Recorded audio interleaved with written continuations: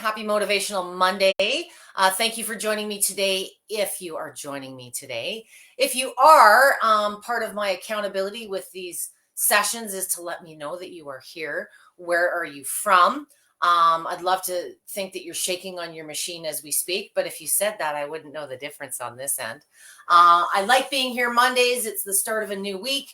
It helps me get motivated and organized for my week by being accountable to you guys. So I've had a lot of questions. It is the new year, and I always get a similar tone to my questions for the month of January, as a lot of us are returning to our equipment, with the best of intentions. Many of us have just, taken a hiatus over the holidays, and many of you are looking at vibration plates for the first time. That was perhaps your New Year's resolution. So today I kind of wanted to go over a vibration machine can be exercise, it can be therapeutic, and there's a whole lot of gray area in between. But I want you to understand sometimes a lot of the questions I noticed that Life Pro fields on their page is how long can I use my machine? Or what setting is best for me? And, there's a lot of blanks to fill in. One of them being, are you looking for fitness goals? Or are you just looking to move and feel better? So these are some of the things I want you to think about. The cool thing about a vibration machine is you can use it, of course, for fitness. A lot of people struggle with that because we're maybe not active now. We're not working with a trainer, and it's, what moves do I do on what settings to get certain goals? But from a therapeutic or a feel-good standpoint, there is a whole realm of people using these machines to manage chronic conditions, pain, swelling, fatigue, restless leg, poor sleep, you name it. If you're using a vibration machine for therapeutic use, sometimes the time parameters and how often in the frequency of you use your machine, it really doesn't follow the fitness guidelines. And a lot of times when you're buying these machines or you're looking at them online, there's a very common thing out there: 3 times a week for 10 minutes. It's kind of a mentality that came with these machines. I, as the trainer using these machines for 15 years, have often wondered, well, what are you doing for 10 minutes? Are you standing there? Are you doing a push-up, a squat? So what you do on the surface of the machine, to a degree, dictates whether it is fitness or feel good. So before I get into some examples, I'm going to give you 3 examples of, one position that could be used as fitness as well as feel good. And then I'm going to go, of course, into some of the advantage that a vibration machine has over anything else. But I went to Google and I went to Bing today because I wanted to see, what do the Google internet gods say? What is the difference between fitness and feel good? So on Google, Ace Fitness was the first site that came up, and it said that fitness specifically refers to physical health and is the ability to complete a physical task or the lack of physical ailment. Wellness, on the other hand, refers to the balance of a spectrum of health-related elements in one's life. To a degree, I guess that makes sense. So fitness refers to physical health is what they're defining. I feel your physical health has a lot to do or contributes to your mental health. Bing, I like Bing's answer better. Bing, and this was coming actually via Healthline, but it was the first search that came up. It says, we know that fitness makes us feel good, but feeling good is also a determinant of fitness. I believe that moving is the way that feels best to your unique body, is ultimately the best exercise for you.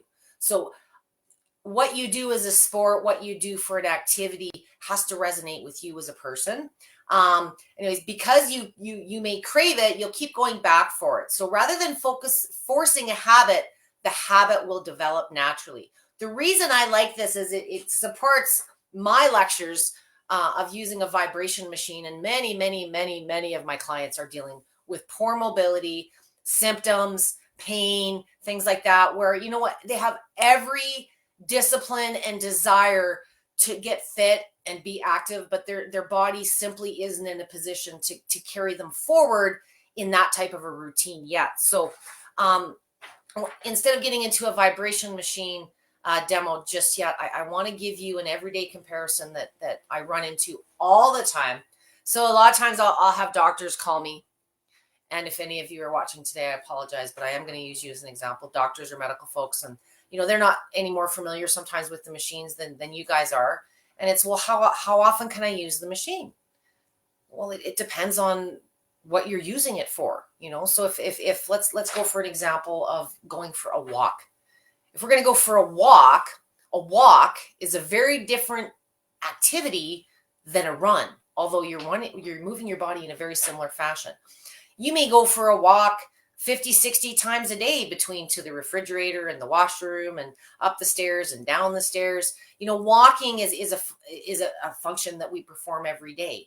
And how many times a day are you allowed to go for a walk? You probably wouldn't put parameters on something like that. But if it were a run, a run it's going to tax your body in a different way than a walk. It's going to burn more calories. Your activity has more intensity, and you probably wouldn't go for a big run that you're pushing yourself to fatigue, 3, 4, 5, 10 times a day. So a run falls more in the fitness, and a walk, falls more in the feel good category. But a lot of people out there aren't able to run. They're not even able to stand for long periods. So sometimes walking is the only exercise that you're able to perform. And the big thing I want to get into today with the machine is, regardless of where you're starting, as long as you are moving forward, I do not care how slow or how little those steps are. I want you guys for 2023 looking through the windshield, not the rear view mirror. And keep in mind, it's always about your own environment. You're only in competition with yourself. If your current activity or your trainer isn't something that you enjoy doing, you're dreading it, it's time for a change. Change the activity, change the trainer. If you're sick of listening to me, listen to Roseanne or listen to Amber. Sometimes mixing things up gets us out of being stagnant. And, if you continue to repeat the mistakes of the past, you're going to keep going in this cycle. And it's not always a mistake. It's just, maybe someone else's approach isn't ideal for you, and you need to more focus on what's the best approach for you. If you don't enjoy the activities, if your goals are to lose weight, get strong, but you don't enjoy the activity that you're doing you got to go through some work. But, there's lots of different ways that you can get active. So sometimes you need to just change, or you just won't stick with it. It's not a discipline thing. Maybe you just don't like what you're doing. And if you do have issues, sometimes you need to start feeling better before you can even progress to what I would call a fitness routine. So if you haven't been working out on your machine, or you haven't been doing exercises as other people may define them, sometimes just consistent, regular, feel good use is all the difference in the world to progressing to those next steps of progressing with some fitness goals. So let's get into the difference of those today. What is fitness versus feel good? So just to recap, of course, a vibration machine is simply an environment that you do exercises, stretches, you do things on. And what a vibration machine does is it makes those things more effective in less time with less effort on your part. But regardless of what you were doing on the machine, whether it's a passive thing, like we're going to start with today, which is just seated, or if you are doing something more aggressive, more athletic, pushing yourself in some squats or some push-ups, you are moving. So there are advantages to doing floor-based exercises on a machine, because simply by association of doing them on this environment of the machine, you're going to get additional benefits. Whether you can put any effort into the exercises or not, you're going to get things like improved circulation, improved lymphatic movement. If you're just doing it for feel good, a minute or two, everybody's going to ask me for numbers, but feel good use to me is letting your body decide when it needs some attention, whether you need a burst of energy, whether you're showing symptoms of swelling or pain, maybe you spend too much time sitting and you just want to get a little movement. Those kind of things all fall in the realm of feel good and therapeutic use. Therapeutic use may be exercise. Maybe you're doing therapy because you're recovering from something, or maybe you're dealing with a medical condition and you just don't have the endurance to sustain longer durations in your activities. So a vibration machine can reduce time if you are doing fitness style exercises. For those of you who are just starting with the machine, regardless of whether you are putting effort into it or just doing something passive like I'm doing sitting, I want to hammer home, the one lesson I hammer home every session is you are always in control over the intensity. So whether you're sensitive or you are dealing with chronic issues, how strong the vibration machine, the stimulation feels in oscillating. I always talk about oscillating. That is all of Life Pro's machines. Some of them offer other additional planes of movement, but the primary movement of vibration and the most natural feeling movement is oscillating, like a teeter-totter. Mimics how we walk, but with much less impact.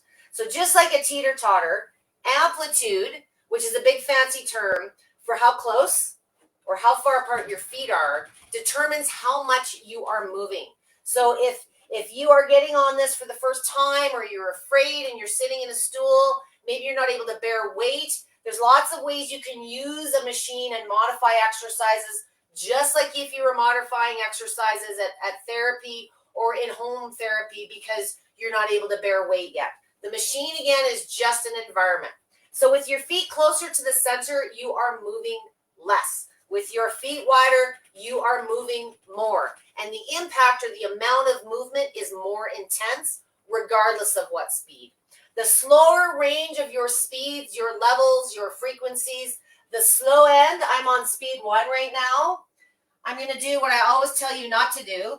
If you sound really tall, you should keep your knees slightly bent, but just to show you how this sounds, the really slow speeds are very choppy. You can hear it in my voice. If you just bend those knees slightly, those natural shock absorbers kick in. You can even hear the movement leave my voice just by changing my stance. So if you're feeling it too much in the head, or you have head sensitivities or deficiencies in the neck, your body guards and protects. So don't annoy it. It's not harmful. It just takes some getting used to. Make sure those knees are bent.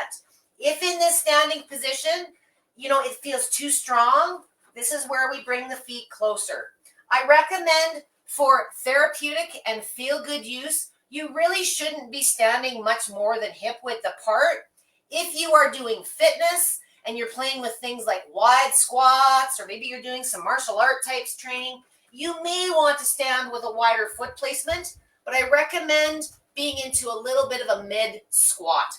And what you'll feel is the more you stand, it feels great, but the more you bend, the more it gets into a loaded position. Those thighs are doing the work.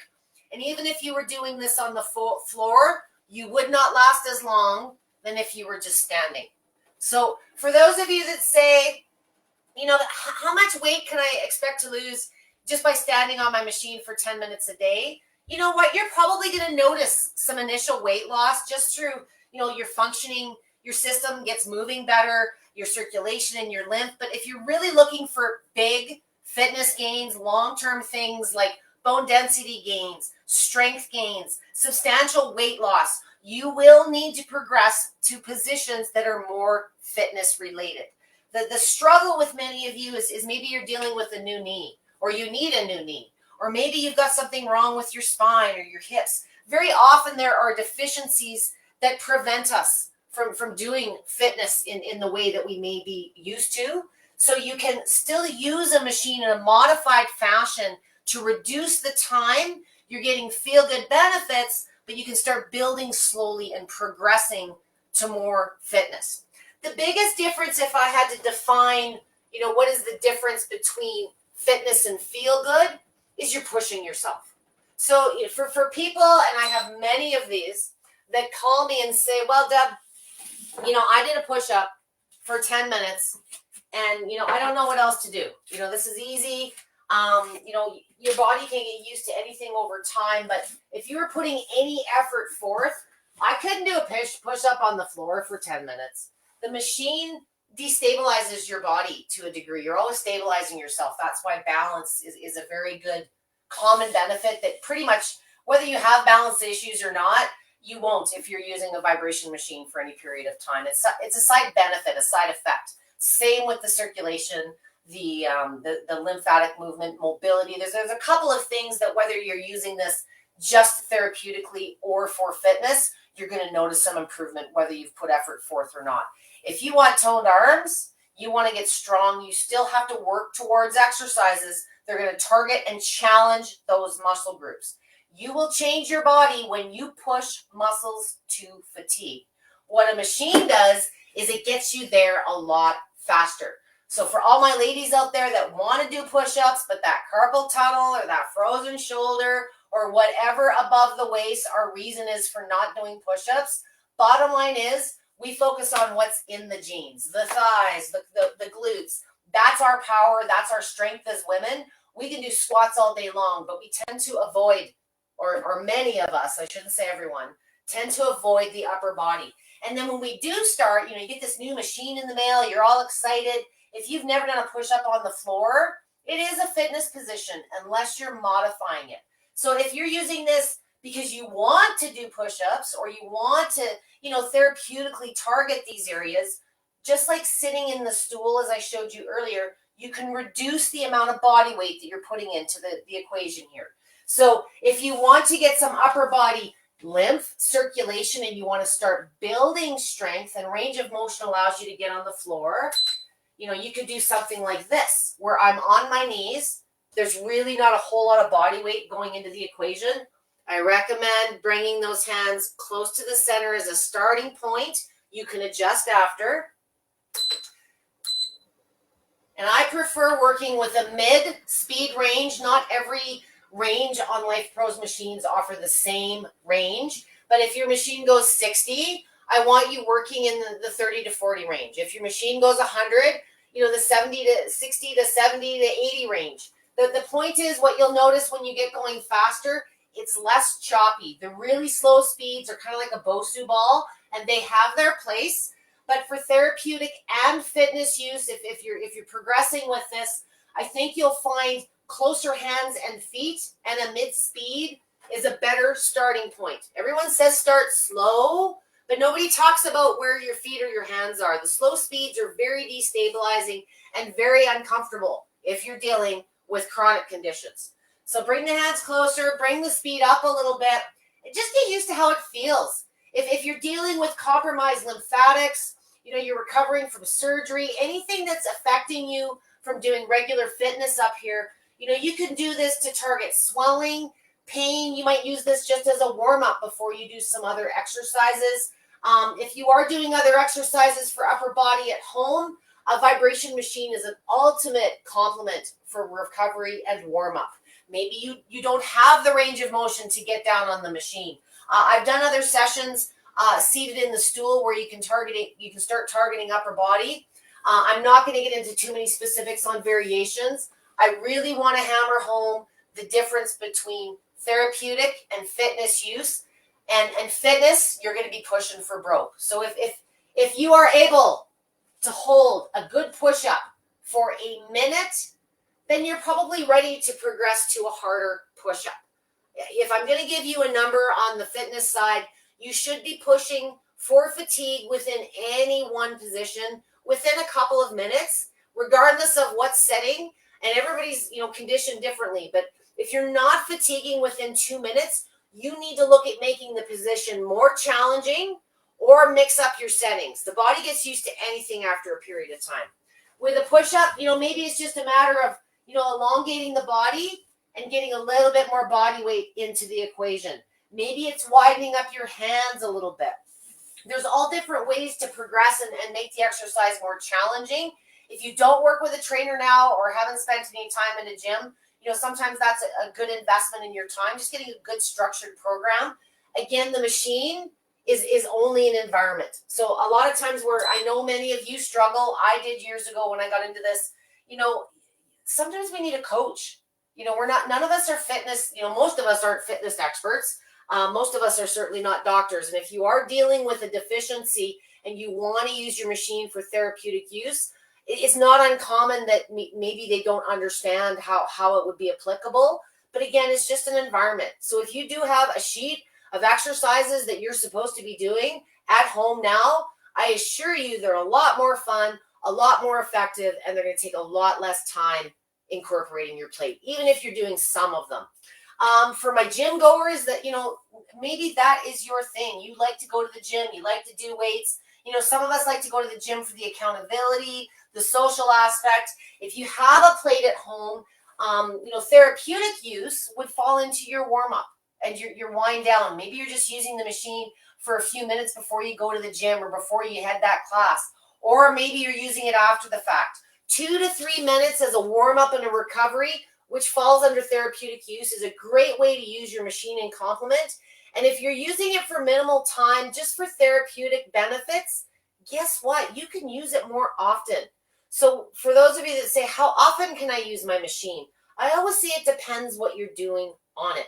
For therapeutic use, you're using it to manage symptoms, relieve backaches and pain or constipation, whatever you're using it for.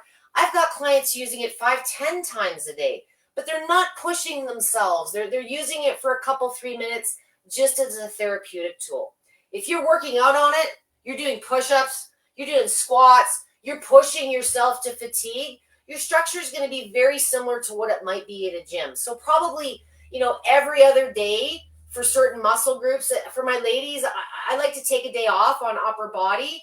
I feel if weight loss is your goal, I like doing squats early in the day, lunges, things that are going to fire up those quads and the glutes just to boost my metabolism, because I am not 20 anymore. But, take what you're doing now or whatever your style is. If you are athletic and you've got the discipline now, the machine is just a tool to enhance what you're doing, offer more benefit in less time. And I think you'll probably notice other things. You're going to notice improved posture. You're going to notice stability, all these things that come by association of using the machine for those exercises. So the biggest difference, again, between fitness and feel good, I hate to say it's not a setting, it's not a program, it's what you physically are doing on it. And, if you're dealing with if you're below baseline and you're dealing with deficiencies, you may need to spend some time in the therapeutic feel good zone before you can progress to those exercises. And I don't want you beating yourself up. And, just because Debbie said a squat is the best way to lose weight and tone your bum, doesn't mean that that's necessarily the best position for you starting out. Maybe you need to start seated in a stool and just work those legs and start building up a foundation to progress to more challenging exercises and routines. And Life Pro is all about support. So there are hours and hours of videos between myself, Roseanne, and Amber. We all have our different styles, and we all have our own area, our own comfort zone. So what we do with the machines and the other equipment and how we incorporate them is just variety for you guys. So there's lots of opportunity. If you're looking at a below baseline, there's a lot of information that way, right up to the elite athlete. If you're looking at conditioning for performance or something for a period of time, there's a lot of ways that you can use your machine as an enhancement tool, but a natural one with no side effects. And again, recovery. There's no need to be in pain after the gym the next day.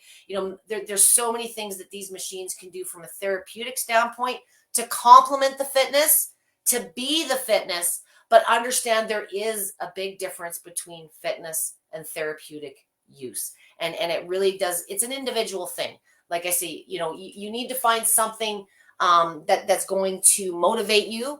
And what I can say about the vibration machines after 15 years, I never stuck with anything for more than 6 months in my life before I got it. I played basketball, I played volleyball, I played lots and lots of sports, but until I blew up my knee when I was younger, I didn't realize that there was a reason to why we did certain exercises and why I should warm up before I exercise. And, sometimes when you grow up in the public education system, no detriment to them, sometimes they teach you these things and sometimes they don't. But it wasn't until I invested some time with a trainer and really spent a lot of time with my devices early on that I kind of understood, there's certain types of things you can use these machines for, just to make you feel better, to help you manage your day from your stress and your mental health to pain. But I always struggled with the fitness. I needed that motivation. I have no patience. I can't spend an hour doing anything. And for me, I think the big win with the machines personally was how substantially, I don't mind killing myself and putting the work in, but I want to be done. And as I've gotten older, I still have a really bad knee. I've got all kinds of arthritis. I can do the exercises and get my muscles to a level of fatigue without, the taxing time on the joints. So therapeutically, my joints are getting the circulation and it's helping with the arthritis pain and the swelling, but my muscles are also getting exercised at the same time. So you're always getting therapeutic use, but the fitness, you're going to have to push yourself and apply when the time comes and when you're ready. I hope that makes a little bit of sense. I'm going to circle back to some questions here. Again, you're only in competition with yourself. I want to remind you. And if you're working with an individual or a peer group that is not motivating to you and telling you, you have to or you should be doing these things, and they're just outside of your realm of ability, don't be discouraged. Don't compare yourself to the guy standing next to you. It's a different body. It's a different set of goals. Pick things that are accomplishable. I always say start moving and feeling better before you worry about the fitness. And I know this time of year, it's everybody's a New Year's resolution. There's all these sales on the internet and you should buy now. And there's all this pressure from your friends. Just start moving and feeling better. The fitness will come if you can get into the consistency of just using your machine, even in the most passive of way. You will start craving it. And before you know it, you will progress to a point where you'll want to do more. And we're here to support you with our videos when that time comes. So who do I have joining me today? I have Karen. Hello, Karen. There are people trying to figure out how to get to this live. You would need to follow Life Pros page. I did post it on my groups this morning. For those of you that do not make it to the live, this is of course always recorded, so you can always watch the recording after, and I will post that in my groups as well. Karen tells me that she has rheumatoid arthritis and osteoporosis. I just had a big discussion about rheumatoid this morning. You are one of the big reasons that vibration machines keep me very busy. Many of my clients suffer with rheumatoid. Affects them differently. Typically rheumatoid is inflammation, and I don't know where it might be presenting on your body. What I will say, if you've also got the double of whammy of osteoporosis, sometimes when you have these labels, so you now have rheumatoid and you have osteoporosis, don't get hung up in the labels. A lot of times there's overlapping symptoms. So, some days I'm sure Karen's going, is it the rheumatoid or is it the osteo? Because pain can be a symptom with both of those conditions. And what I can say, the best way to use your machine for rheumatoid and osteo, anything bone health is about weight bearing. Now, whether you're able to weight bear or do fitness positions yet, you may need to progress to that. But the same type of exercises that are going to help with the rheumatoid is going to help with the osteo. It's about bearing weight.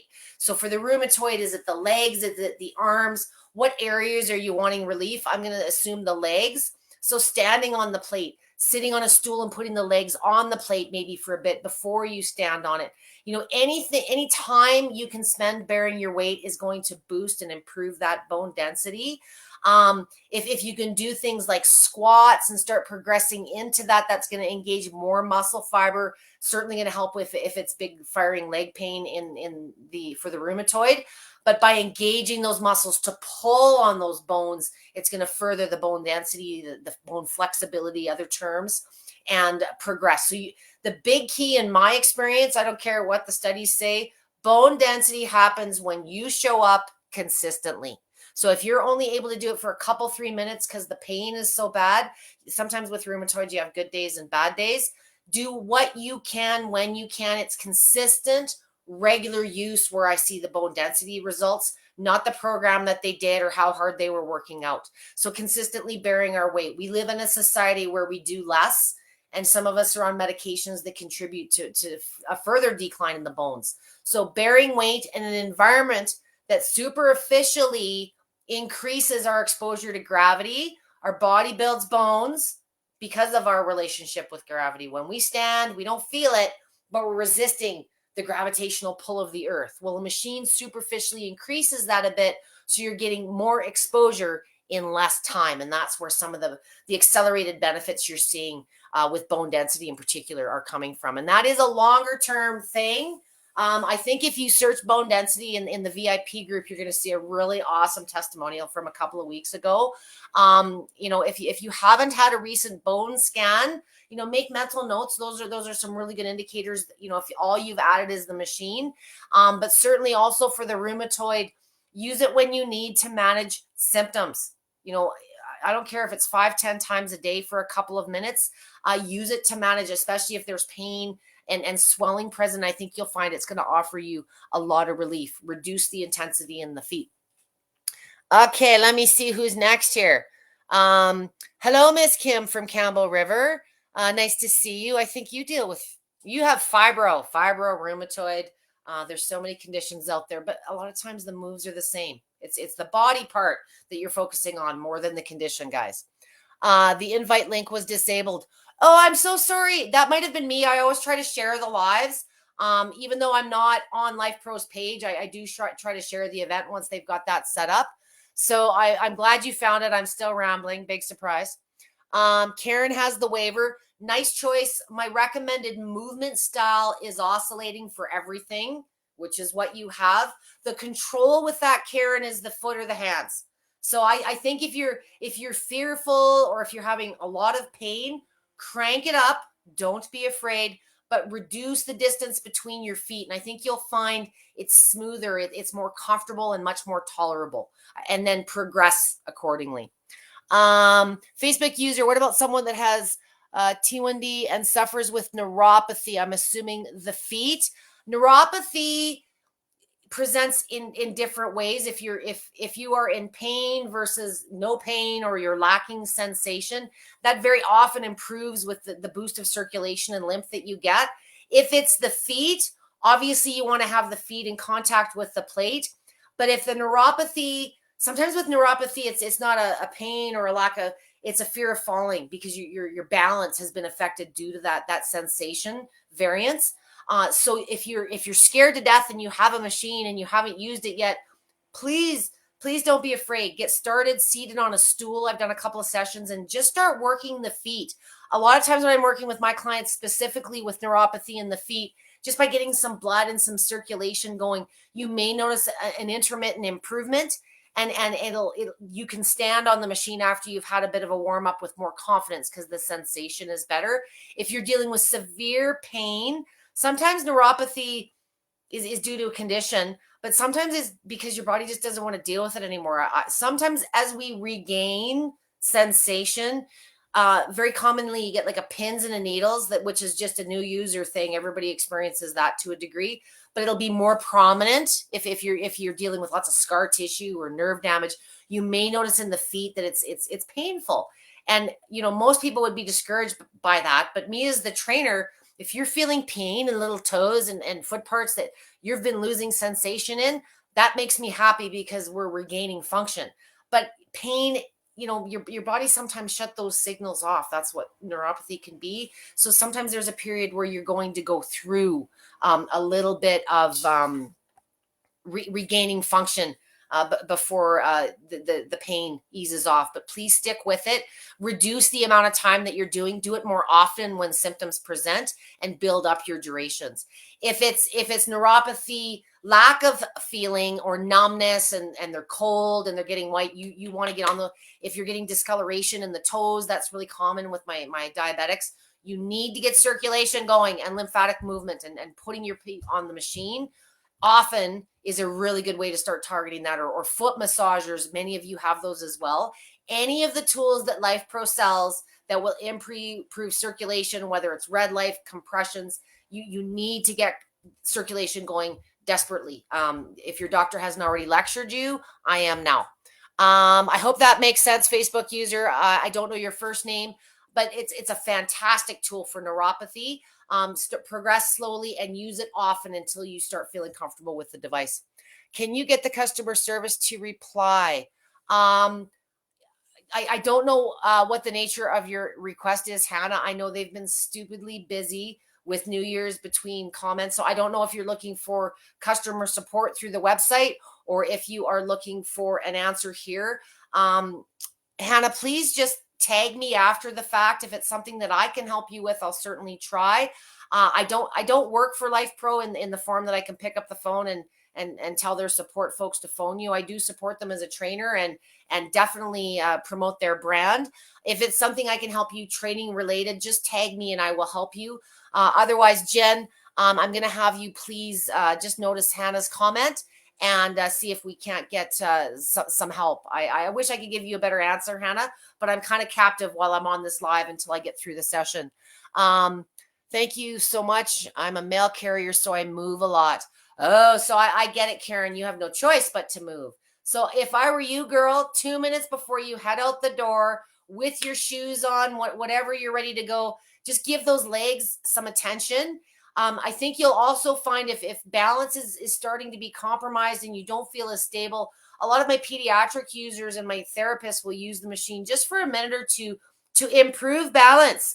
So if before you go out on your route, use it for a couple of minutes, to make you feel more stable, but to help relieve some pain and stiffness that's there in the morning. But it's also going to give you an energy boost. So, that's a really good example of therapeutic use. And then when you get home, if you're dying and your legs are just killing you, just as you are, a minute or two, you're going to if you can get some relief, you may find, progressing towards other things. You shouldn't suffer at the end of your day. My sister works as a post office person, and I know how taxing that can be physically on your body. So use it. I know you're physical all day, but you could absolutely use it to combat that activity that you do all day long. Thanks so much. I hope that makes sense. Facebook user, doing my usual kettlebell routine at setting 15. Settings mean nothing to me. Every machine is different. If you're using it regularly, you should change up your settings. If you're doing the same routine, a really easy way to keep progressing is just to change up your settings from time to time. So whether that's using something that's pre-programmed, maybe you want to jump up to 20 or 25. The beauty of having these ranges of speeds is instead of having to learn a whole bunch of new moves every week, sometimes you can just change up the settings, and it's ideal for you passive users that are using this where you're limited in the type of positions you can do due to poor mobility or pain. You can just mix up those settings every week to keep things from getting stagnant and your body getting too used to any one thing. Looking for bone density improvement. Any other suggestions?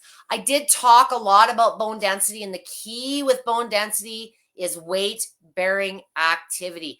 If you're carrying kettlebells, weights are a great way to not only push your body to fatigue faster if you are dealing with joint issues and so forth. They're going to help with the strength, but by helping your bones bear more weight, of course, that's going to make them stronger. So I would suggest if you're comfortable in your routine and you're happy with the weights that you have, maybe add some slow dynamic movement. I'm not a big fan of super fast unless your goal is cardio. Make those muscles work, pull on those bones each time that machine is moving. I would say that's the best way. And then also, if there's any particular body parts, so let's say it's not the legs. Let's say that you've got, degenerative neck disease or spine, and those, you want to start working with exercises that specifically target getting the stimulation into those areas. So bear weight in a push-up. But by adding the plate, you're getting a little bit more of the benefit, and it's going to fatigue you in faster time. So, if that's something, you kind of got to think about if there's a particular area of deterioration over others versus just generally, I want to improve my bone density.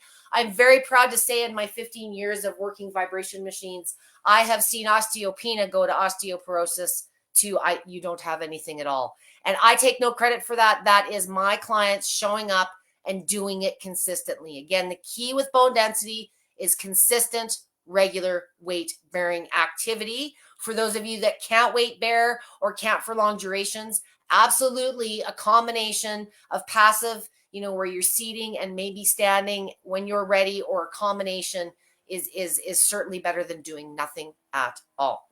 But that's really the key.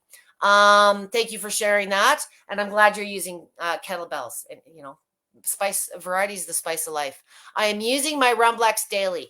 Good for you. Consistency is the key, and that's a great way to start the new year. Good for you, Facebook user. I don't know if you're the same Facebook user. I have the 4D shoulder issues, so been going light on planks, helping but still weak. I'm going to make a confession here. There's one move I hate more, and I'm going to use the word hate, which is a strong word. I hate planks on the machine with your forearms, especially if you have shoulder issues. I'm not assuming that's what you do. I do not like putting forearms on the machine. This is your point of contact, and it's really hard to get your elbows close. So guess what's happening? Where do you think all of that movement is going when you're doing a plank? come up to your hands and at least give your shoulders the absorption of your elbow. A push-up is still a plank. Or switch it around. If you like doing forearms on the machine and you are dealing with shoulder strength, most of my ladies can do legs all day long. It's when we get into the upper body. Try switching your body around. Put your feet on the machine wide and your forearms on the ground. You're going to be flat like a table. So if that's an area, a way that you prefer to do your planks, but I personally, as a trainer, find I could line up 100 people that do planks regularly on the machine, and then they put the forearms on and they don't have the best experience. Just it's not for everybody. I have shoulder issues from way back, and I by far prefer going onto my hands and turning it into a push-up. You're going to get way more total upper body benefit just because this is how a plank is done in yoga class, and many, many people use the machine in that fashion, and that's fine if it works for you. But most people don't do planks on the ground now, and then you do it on the machine, and guess why? Your neck tension and your teeth are chattering. It really does boil down to really good technique. And if you want to put your forearms on the machine, that's great. But I would suggest coming up to your hands and putting a bend in those elbows. You're going to get the same benefits as your plank, but you're going to get a lot more strength versus irritation in the shoulder. That's just my 2 cents. I'm very passionate about that point. My apologies. Is there something to hold on to for a little balance help? Christina, there's a lot of different things that you can do. I often, the same stool, I put it right in front of the machine just so I got something for my fingertips. I have another one with the back if you need something to hang on to. A lot of my clients, if you're just starting out and you have the room, you can place it beside your kitchen island. You can place it behind the back of a sofa. If you've got more of a permanent station and you want that comfort because, balance is a concern due to a medical condition, you can get a chair rail, those safety things you get at the equipment store. I have built, you guys are going to laugh at my construction. I have built ladders for my kids. So you can see this one has holes pre-drilled in it, but this could be mounted. IKEA sells these. But you can mount this to a wall in front of you to give you something to hang on to. If you are using your machine regularly and you're not dealing with any medical reasons as to why your balance is poor, I will say balance is the first thing to improve, Christina. So you probably will notice even within the course of one session, a minor improvement. Consistent use. I'm a big fan of machines with no handles. There is a place, and a lot of people think when they have bad balance, they need to buy a machine with handles. But handles, honestly, are the first thing to get in the way when you do progress. So if you do progress and you want to sit down and start doing some massage or some push-ups, you can get confined and restricted, and they tend to be heavier. They tend to be more of an eyesore in the living room. So even those of you that are dealing with poor balance, I encourage you consider at least the mini or the waiver. Go with a machine without handles and get something to work with you until the balance improves. The number one regret I get from clients with other brands where they're sold separately or they purchase is, what? I wish I wouldn't have got a machine with handles because my balance got so much better. So that's just my experience. If it's fear, start seated in a stool and have another stool in front of you if those are the only options that you have. Sometimes we just need something for those fingertips to give us a bit of a mental thing. That's my suggestion. I hope that helps, and try something out and let me know what you come up with. If you do need other mobility suggestions, I think I have done a couple past sessions for Life Pro on that as well. RJ Smith, I purchased the waiver to help drain lymph nodes, but I see further benefits. While I have a cold, is it good to continue? Oh, the debate's going to begin. Do you exercise when you have a cold? Maybe not with the same veracity. Don't think of these as a vibration machine. Should you use a vibration machine and what are the benefits are very similar to exercise. What the benefits are to exercise are the same to a vibration machine, maybe a little more, and there's few advantages. But, for me, when you have a cold, it depends.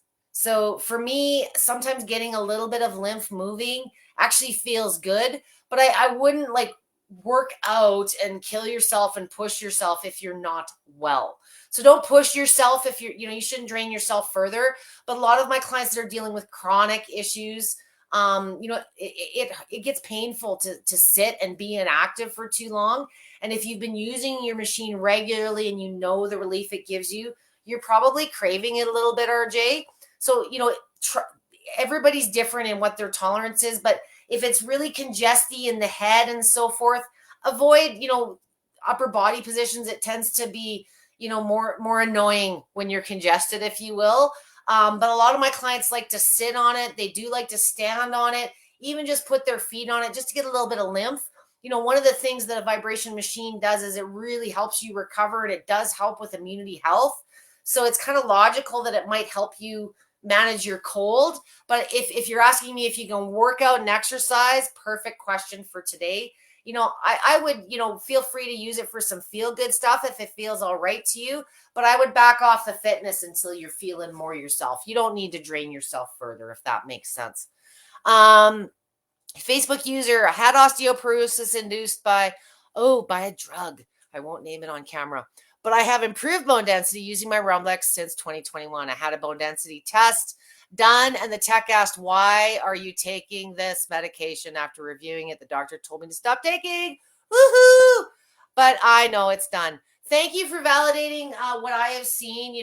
Science is important and a foundation. And I used to think that unless there wasn't a scientific study, it wasn't possible. But you know what? I have so many people experiencing benefits that have never been studied on a vibration machine, likely never will.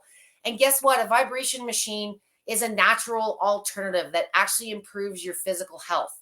So I don't think you're going to see as much research money going towards that as sometimes you do other interventions. But it's a form of activity that is just more possible for people. And if you're dealing with osteoporosis and osteopenia, it's nobody ever died of osteoporosis. It's the fall, the break, and the poor recovery. So really, for those of you that are dealing with osteoporosis and osteopenia, and I know I just did a session or a blog article about this recently, it's about falls prevention.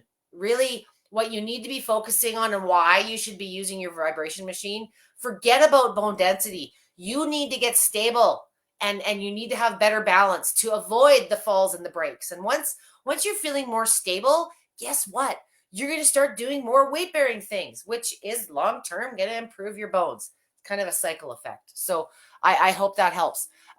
Planks on hands. Thank you for confirming. I was hoping you'd come back with that. First of all, Facebook user with the bone density, good for you. The reason your bones have improved is because you were a consistent user. That's it. So give yourself a pat on the back. For my planks, gal, thank you for doing them on your hands. I didn't want to assume that you weren't, but it's a common question I get. Try switching it around.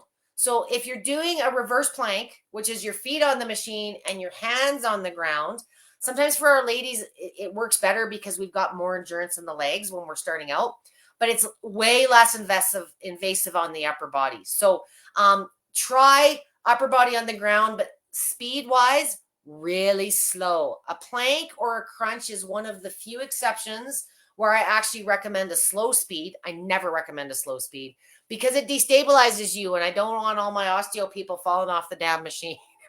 Honest to gosh, I deal with more seniors and below baseline than I do competitive athletes these days. But what I would encourage you to do is put the feet really wide on a slower speed. It's really much better at destabilizing. If you go too fast in a plank with your feet on the machine, you don't have a lot of body weight going in, and your feet will just start going off the back of the machine. So really slow, really wobbly to destabilize that core, and you can do mountain climbers and all kinds of stuff. But I think you'll find it a lot better on your shoulder. And then if you want to do a little bit upper body, just keep it specific to finish it off with a push-up. Save that till after your plank. So do your legs, do your planks, and then, by the time you've done your planks, you're kind of equally fatigued and you can finish off those arms a little bit. And try that out and tell me what you think about that. Question from Amazon viewer. Will this help our restless leg syndrome? I thought I mentioned that earlier on. Absolutely. I have many, many, many clients. Restless leg syndrome isn't a syndrome, in my opinion. It's just a symptom that a lot of you deal with because of other conditions. Sometimes it's a condition on its own, but your legs are bugging you and you can't sleep. Sometimes it's painful. Sometimes it's creepy crawly. Two things with restless leg. Yes, it will help. You need to get some circulation, some blood. A squat would be a good thing. If you have a vibration machine and you are looking at using it for restless leg and you are a new user, please try it about an hour to a half an hour before you go to bed. Don't make it the last thing before you go to bed. Very commonly, if you do it right before bed, you'll still feel the blood flow in the lymph. And even though the restless leg isn't bothering you, it's a weird sensation, and now it's keeping you up for another reason. So it's a good thing that'll dissipate in a week or two after regular use. But if you start getting all itchy or some of the newbie things, I don't want that keeping you up from this night of sleep that you're looking forward to. So try it about an hour before bed. Minimal therapeutic work, not big squats and a 2-hour workout. We don't want to get you all wired, but try a little bit of standing with the feet closer together. At a mid-speed, try a little bit of a squat. If it's in the quads, you want to make sure you try and fire them up, even if it's just for 10, 15 seconds. And try it for the next couple of nights. Another way that it can really help with restless leg, if range of motion is there, a lot of my clients like to massage. So they'll sit down on the ground, put the calves or the bum and massage. I've done a couple of sessions on that too, just targeting those body parts specifically. But a lot of my clients get relief. And what I would suggest, if you're using it for restless leg, an ounce of prevention goes a long way. That builds up throughout the course of the day. So starting your day with a few minutes or using it here and there throughout the course of the day as symptoms present often offer the relief later that evening too. So just to start using your machine regularly if you haven't, and if you're looking at something specifically just for that, try it about an hour before bed and keep me posted on that one. I hope that makes sense. You're welcome very much. I'm glad I'm offering some insight here. There's no perfect plan to get from here to the finish line. You're all very individuals, and there's a lot of tailoring. That's why all these gyms have trainers. If there was one way to get fit, they wouldn't need trainers. I have the 4D. Oh, wait a minute. Wait, one before that. So when should you upgrade to a Rumblex from the waiver, or do you ever need to if you are very physically fit, or will the waiver be enough? Really common question. The waiver versus the Rumblex, of course, I own all of them. And what was I using today? The mini waiver. Okay. It's what you do on the plate. Really, it honest to God is. So if you're a fit buff, the only real difference from a specs perspective, the waiver is about 14 hertz in oscillating mode. The Rumblex is 15, so you're not really getting a lot more performance, a little bit in the Rumblex, but you also get the optional lateral, which is the side to side, and the pulsation. So those are different planes of movement. If you have watched me, you have never ever seen me do a session in anything other than oscillating. Oscillating is ultimately where the most gains are, but the pulsation and the lateral are nice accessories, if you will. If you're below baseline, pulsations are really nice, kind vibration. Lateral has its place, but is it necessary to progress in your fitness? To progress in your fitness, you need to change the positions of what you're doing. So, add some weights, add dynamic motion, change up the exercises. Sometimes we get stuck in a routine. Change up the settings, if you've been using the same settings. So no, a waiver goes a long way. Very commonly, if you are a gym goer, you're using it in complement with other things. If you are all about your vibration machine, it's all you use, you love it. There's a lot of reasons to upgrade. A lot of people do. I prefer not to use the word upgrade. It seems that way because there is a higher price, but there's more inclusions and there's more functions in the Rumblex series. So if you're looking to do more on your vibration plate and you want to explore those other motions, my recommendation personally within the Rumblex is the 4D Plus. I prefer a flat plate style because I work with a lot of medical conditions. I have to think functionally. I know for those of you that have the curve plates, the Pro in particular has probably the most extras. I really, really like the stationary straps. It's a really nice alternative for upper body, especially if range of motion and getting down on the ground. It offers more of a pull versus push, if that makes sense to my fitness buffs. And there's mini bands and other things as well. So that would kind of be the king daddy if you're looking for the most challenge and all the bells and whistles. But a lot of it, again, is what you're doing and how you personally progress. So if you find that you're just getting stagnant in what you're doing, maybe just a mix up is in order. But the fitness that the waiver offers as far as what the machine is bringing to the equation is not going to be a lot different unless you're doing something different. Okay, so I hope that fills in a little bit of the blanks. Who else do I have here? I have the 4D, which program is lighter on the knees when standing. There is no such question that I can answer. It's not the program. It's the amount of amplitude or the intensity of the movement. So if you've got an oscillating motion in there at all, and you've got bad knees, bad hips, you want to reduce the amount of walking of impact. Get out of the walking position. Everybody thinks that the wider you stand, the more benefit you get. You get more impact. Okay. So if you got bad knees, bring the feet closer and reduce the amount of movement. And I think you'll have a much better time. You can use any of the programs once you understand the lesson of control is you and your foot and your hand placement. So experiment with that. And I hope that makes sense. If you are dealing with knee issues, you probably should be looking at exercises that support whatever the goals are with the knee. There's lots of massages and stretches that you can do on the machine as well. Doesn't always have to be exercise. Today's about therapy and fitness. My favorite thing to do for a bad knee, and I'm looking to see if I even have one around here. I don't, is a foam roller. Or if you have a Life Pro roller. I love rolling the back of my knee before I do my exercises to get rid of the popcorn. If you guys, anybody with a bad knee knows exactly what I'm talking about. But I also use a pool noodle, a roller on the machine, and I massage the back of my knee. I get under the kneecap by kneeling on it. You are only limited by your imagination and your range of motion. So, experiment. That's, the hardest thing with bad knees is getting back up off the ground. So getting down isn't the challenging part. If you're dealing with the getting back up off the machine, work on some squats and build up a little bit of strength and range of motion before you try that kind of stuff. Even if I sit and use the like. Karen, I'm not sure what you're asking me there. Even if I sit and use the bike. Do you mean bike or like? Even if I sit and use the like.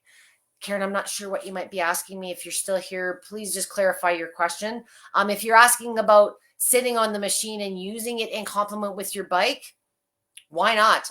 It's a great way to warm up those muscle groups, especially if you're dealing with sciatic or just muscle tightness, spasticity for any reason, and you want to do bike exercises. Using a machine prior in any way is going to better prepare the body for whatever you're going to do to it next. And you could also use it after as a complement. It's going to expedite recovery. You do not need to suffer. That's what they taught us in the 70s. No pain, no gain. I call BS. That's not applicable if you own a vibration machine now. When you're using a vibration machine in any fashion, you're kind of doing a bit of the recovery while you're doing the exercise. And if you're not as sore after doing a workout, meaning you've pushed yourself to broke, you're done, you're exhausted, that's working out. You shouldn't be as sore because it's always moving lymph and circulation, even during your fitness position. So it's doing a bit of the recovery while you're doing your exercise. But if you've got any leftover or areas you're trying to target, doing some recovery after the gym, after your vibration plate workout is completely fine. I hope that makes sense. RJ Smith says, can you just sit on it? Crisscross applesauce. Would that help loosen the back? Yeah. Again, range of motion. You want to make sure you can get up. For low back, there's two ways I would sit on it. And I will give you an example. You want to stretch your legs straight out in front of you. If you put your feet on the ground, it's kind of just the butt bones. You want to get as much real estate on there. Make sure the spine is on there. And if you're sensitive in the head and the neck, just lean forward slightly and you'll feel it in the low back. If range of motion allows, And if you're smart and you can do this without this. You can hold yourself up. But my favorite low back move, if you're able, is the massage. I lay my low back in the small, and I just get that body part. This is awesome for love handles too, but it's great for low back. This is therapeutic.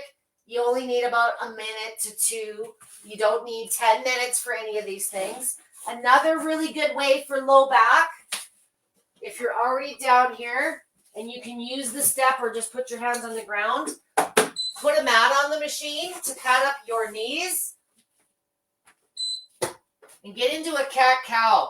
When you're standing on the machine, the hips are moving this way. When you lean over, they're moving this way. And I find, especially for a lot of my guys, I don't know why, but they prefer and get more benefit out of the machine moving them this way. Oh, hang on, I think I just turned. Right. And what you'll find with this one position, I also recommend a slower speed. There's no joint between the knee and the elbow. Keep your knees about hip width apart. If it's really painful in the hips or the low back, bring your knees closer. You reduce intensity by doing that. Wider is more shake. And you probably don't want a whole lot of action on a problem low back. Okay? Just a few variations you can try out there. I hope that helps. Yes, but yeah, 1 to 2 minutes per position. It's not a 10-minute thing of just sitting on it. Therapeutically, I have many clients that do, but you'll probably notice relief after 2 to 3 minutes. I have been using this way for my lower back. That's awesome. Again, experiment. You are only limited by your imagination and your range of motion. Facebook user says, thank you. This has been great info.